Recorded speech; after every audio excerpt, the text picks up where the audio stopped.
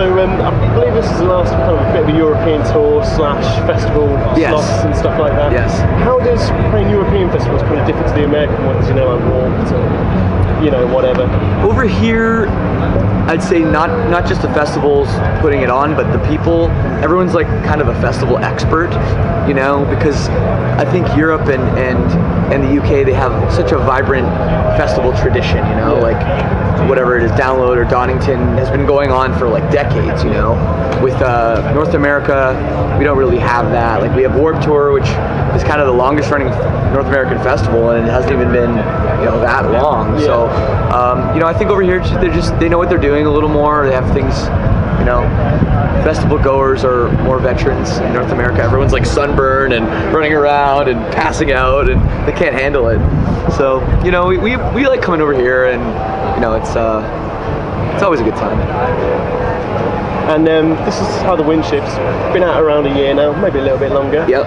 Kind of on reflection, how do you feel about that album? Are you happy with it all? Is there anything you changed? You know what? You'd have the chance. You know what? I think I've actually changed nothing, which is a kind of a bold statement, because I'd say with most of the other records, there's something, whether it's like just one vocal take I wish I did again, or like a bridge that I was like, this is like, we should have added another guitar in, or like something like small. But this record really feels strongly about it. I had a chance, it has been out for almost a year and a half, and I had a chance to kind of go back and listen to it in its entirety and take the 40 minutes. And after it was over, I was like, you know what, I think it's a record that's actually grown on me. Yeah. And not only that, but I think the second half of the record is stronger than the first half, which is, you know, also kind of a cool thing. I guess that's what you're aiming for, isn't it? You know, you want to create a record that when you look back, you go, actually, you know, I wouldn't change anything. Yeah, you know, I think that our second record we did, Discovering the Waterfront, was a record I also looked back, kind of when we were doing the record after, and was like, yeah, I think I'd keep that one the same too. But then since then until this new one, I think I'd always go back and tweak a few things. So we're excited, you know. It's kind of the record cycle is over. I think this is how the Windships did what it was intended on doing, and now it's time to move on and try to beat it, you know. So album number 7, I hear you know, it's already been thought about. Have you got any material for that already? Do you write on the road, or?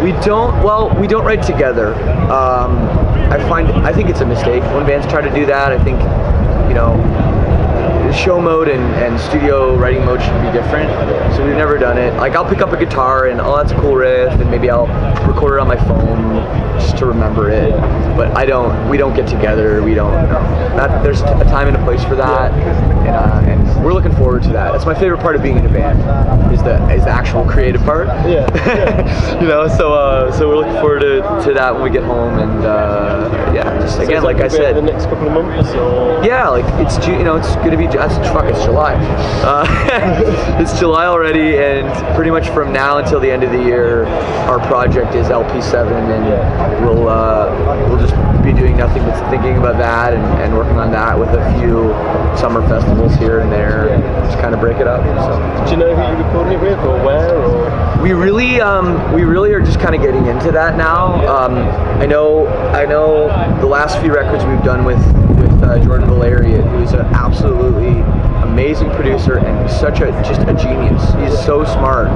So we're definitely going to work with him again in some fashion. But we're also throwing around the idea of doing certain parts of the records with different guys. Like, we know a guy who's very good at recording guitars and getting guitar sounds, so we might do some stuff with him, and then we might do drums in a different studio, and try to make maybe a bit of a bigger production this time around. Is that what you're aiming for then, like a kind of, I don't know, more almost orchestral album, or?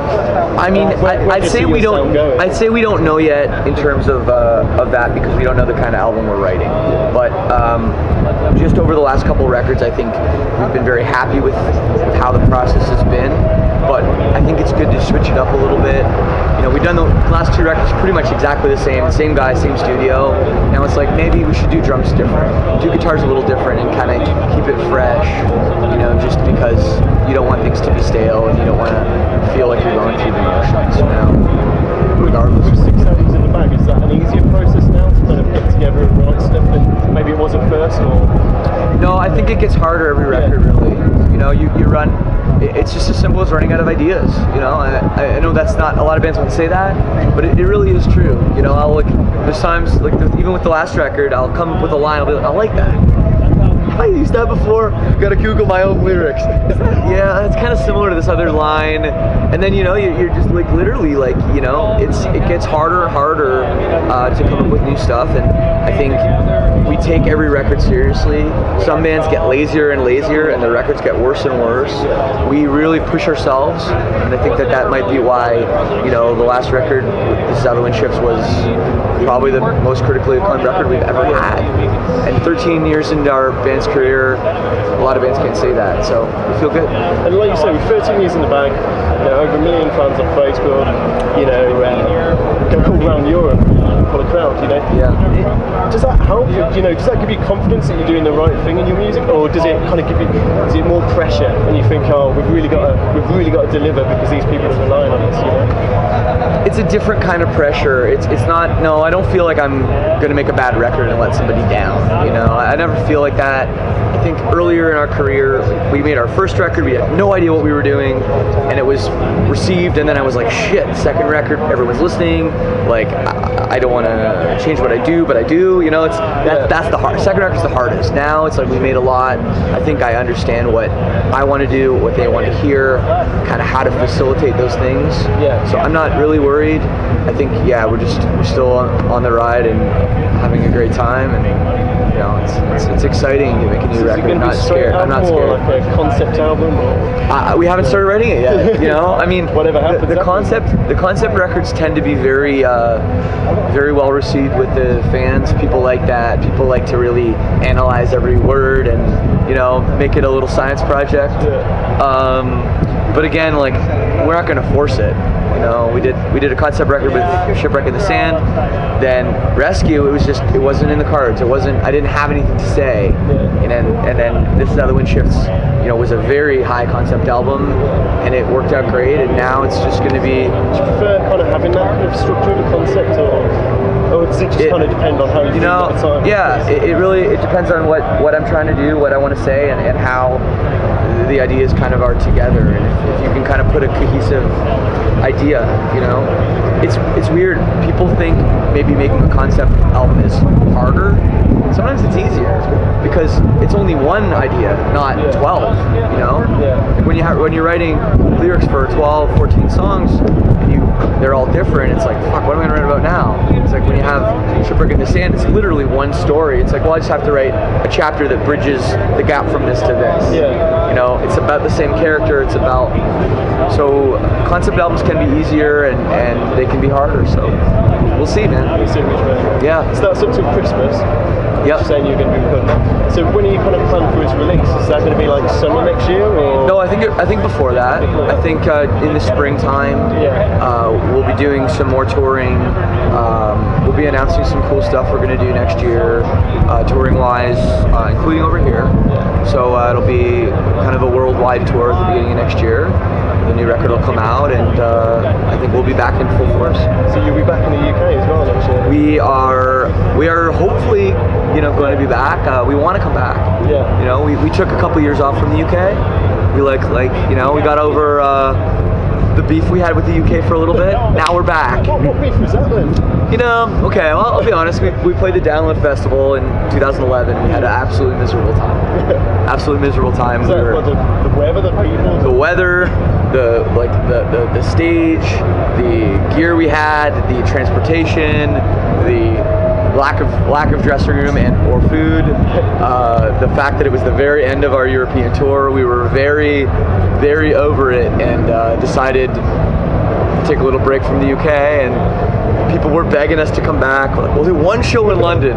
So we did one show in London last year, and it was phenomenal. When's that show? Great show. Killer. Yeah, such a great show. So after we did that, we're like, you know what?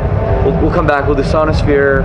You know, it's another like London area festival, and it's fuck, Metallica's playing. Okay, we'll do it. And now I think we got plans to do another festival later on in the year. In the UK as well? Yeah, we'll be back later. Actually, I don't think it's announced yet, but you'll be hearing about it. Figure that out then. Okay, yeah, you can figure it out later in the year, and we'll be on that, and then I think next year we'll come back again, and you know, maybe it'll rekindle our love for Great Britain. Well, yeah, apparently, you know, I think we just had to be reminded of it, and maybe you guys had to be reminded that that we needed a little love back in our lives. So you said like the London show, like you said, that was absolutely amazing. Yeah. How do you kind of, you know, how do you step it up for a festival, or what do you do differently? Do you pick a different set list, or you know, how do you approach a festival? Because obviously it's different. It is different, you know, yeah. Obviously the London show, it's all your fans are there. You know, they know your songs inside out. Sing back everywhere. Festival, you know, so might never, festivals. Heard you guys. Yeah, for a festival, especially here, where it's like a 30-minute set. We're not a headliner by any means at a festival like this, so I think, you know, we try to play the hits. We'll play like one or two kind of more obscure songs for the real fans that are still the songs that get people going. And you know, you try to build yourself up, you know, to the people that don't know you while still appeasing your fans, and you know, it's not something we haven't done before. So you know, we're gonna get up there, just rock as hard as we can. 30 minutes, and fuck it. And again, that, you know, that must give you massive confidence when, you know, people are there in front of your stage, instead of seeing Alice in Chains or whoever's playing on the other stages. Yeah, actually, it is Alice in Chains. Yeah, and the Bronx is another one we're clashing with. Yeah, it could be hard, and it's always. I think one year we did a festival in Europe, and System of a Down was like at the same time, and it was like their first reunion thing, and no one had seen them like ever in that country or something. And I saw people there to see us. I was like, that's fucking cool, you know, because System of a Down is a great band, and they're gonna have this crazy production, and we're just gonna get up there and play music from the heart, and it's cool that somebody wants to see that more than they want to see the reason that the ticket is like 100 quid, you know. So it's cool. This one. Yeah, man. Anybody you're going to be checking out today? Anybody you want to see? But Metallica, number one. The reason I play music, I saw them 21 years ago. It was the first show I'd ever been to on my own accord. I was 12 years old, and changed my life. You're going to be side of stage or in the crowd? I don't know, man. That red tent over there, get a shot of that red tent. That's Metallica's dressing room. So I don't know if they let guys like me in there, but you know what, man? I'll do my damnedest. I'll see if I can chase down Hetfield and get something more than I don't even know what this does. Get there, get in Snake Pit in the middle of it. There you go, yeah, man. Whatever. I'm just stoked to you know, to check it out, and I'm a fan of music as much as I'm a musician. So so new album, new tour next year. Yep. UK is going to be seeing a lot more of you. I hope so. Nice one. You heard it here first. Cheers. Thank you, brother. Thank you. Yeah. Is it okay if we just take a quick snapshot just in case it gets